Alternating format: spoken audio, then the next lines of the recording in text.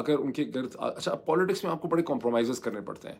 آپ اگر میں عمران خان کی جگہ ہوتا یا میں کبھی ان کا ایڈوائزر ہوتا تو میں ان کو کہتا کہ عثمان بزدار کو تو آپ سیکریفائس کر سکتے ہیں، عثمان بزدار کو جانے دیں، لیکن آپ جہانگیر خان ترین جیسے انٹیلیجنٹ اسٹریٹجک مائنڈ سیٹ رکھنے والا بندہ اگر اس نے کوئی گند کیا بھی ہے، کرپشن کی بھی ہے، تو آپ کو اسے سمجھانا پڑے گا، نظر انداز کرنا پڑے گا، خفگی کرنی پڑے گی. اور اس کی اگزامپل میں آپ کو دیتا ہوں کہ ہندوستان کے جو وزیر اعظم ہیں نریندر مودی، انہوں نے تو اپنے توشہ خانے سے بھی کچھ نہیں لیا.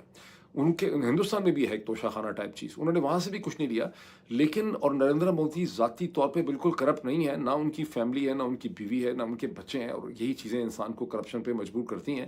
لیکن نریندر مودی کا جو ہلکا احباب ہے، ان کی جو پولیٹیکل سپورٹ ہے، اس میں جو بزنس گروپس ہیں، امبانی اور پتہ نہیں کیا کیا سارے ہیں، وہاں پر نریندر مودی کو بہت وزن اور اٹھانا پڑتا ہے، بہت تنقید کا سامنا کرنا پڑتا ہے. ان کے آگے پیچھے کا وہ سرکل ہے، اس میں بڑی کرپشن ہے، اور نریندر مودی کو وہ کاسٹ اٹھانی پڑتی ہے، حالانکہ وہ خود کرپٹ نہیں.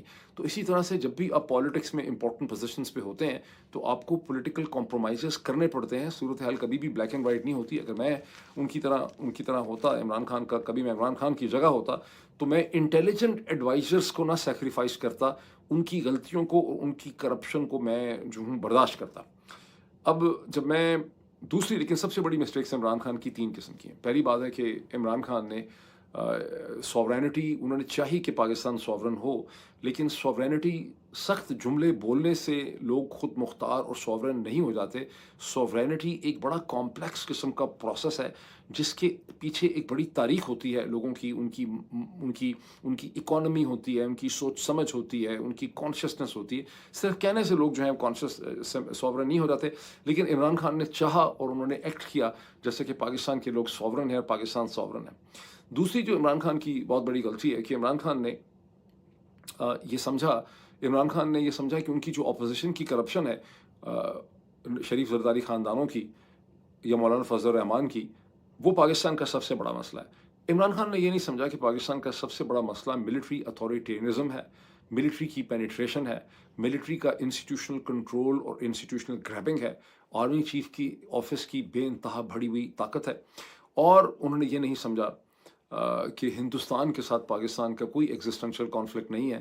یہ ایگزسٹنشل کانفلکٹ کی ساری تھیری جی ایچ کیو نے پیدا کی ہوئی ہے پاکستان کی سیاست کو کنٹرول کرنے کے لیے. ٹھیک، یہ تین پرنسپل چیزیں جو ہیں کہ سوورینٹی سخت جملے بولنے سے، عزت کا مظاہرہ کرنے سے، کھڑے ہو جانے سے، سٹینڈ لینے سے سوورینٹی نہیں ہو جاتی. یہ پاکستان کے عوام کا ضرور خیال ہے، لیکن ایک بڑے سیاستدان کو یہ پتہ ہونا چاہیے کہ پاکستان کبھی بھی اس طرح سے سوورن نہیں تھا، نہ ہو سکے گا، نہ ہو سکتا ہے یعنی فیوچر میں اتنی آسانی سے جس طرح سے ہندوستان سوورن ہے. انفیکٹ ایز پر مائی انالیسس، جو میں نے کئی دفعہ آپ سے اپنے ویلاگس میں شیئر کیا ہے، دنیا میں اس وقت چار بڑی طاقتیں ہیں جو فلی طور پہ، جو میکسیمم سوورینٹی جن کے پاس ہے. سب سے زیادہ سوورینٹی امریکہ کی ہے، اس کے ساتھ دوسرے نمبر پہ چین کی ہے، تیسرے نمبر پہ رشیا کی ہے، چوتھے نمبر پہ ہندوستان کی ہے. اب میں نے اس میں یورپ کا نام نہیں لیا. فرانس، جرمنی، برطانیہ، اسپین، اٹلی جو ہیں وہ اس طرح سے سوورن نہیں رہے ہیں جس طرح سے ہندوستان اس اسٹیج کے اوپر سوورن ہے. لیکن اگر آپ سوورینٹی کی فلسفی اور تھیری اور اس کی لیگل انڈرسٹینڈنگ کو آگے بڑھاتے ہیں تو آپ بہت آسانی سے یہ آرگومنٹ بھی ڈیولپ کر سکتے ہیں کہ ریاست ہائے متحدہ امریکہ بھی آج اس طرح سے سوورن نہیں ہے، اس کو بھی بڑا کمپرومائز کرنا پڑتا. بعض لوگ کہتے ہیں کہ زائنس لابی جو ہے اس کی امریکہ میں اتنا کنٹرول اور پینیٹریشن ہے کہ امریکہ کے اپنے ادارے، اس کی کانگریس، اس کی پریزیڈنسی جو ہے، وہ بھی سوورن فیصلے جو ہیں وہ نہیں کر پا رہے. تو سوورینٹی ایک بڑا کمپلیکس قسم کا ایشو ہے. موونگ فارورڈ، بہت سے لوگ بڑے ناراض ہو جاتے رہے ماضی میں. میرا خیال ہے اب وہ میرے استدلال کو اور میرے آرگومنٹ کو بہت بہتر سمجھ سکتے ہیں، میری دلیل کو بہتر سمجھ سکتے ہیں.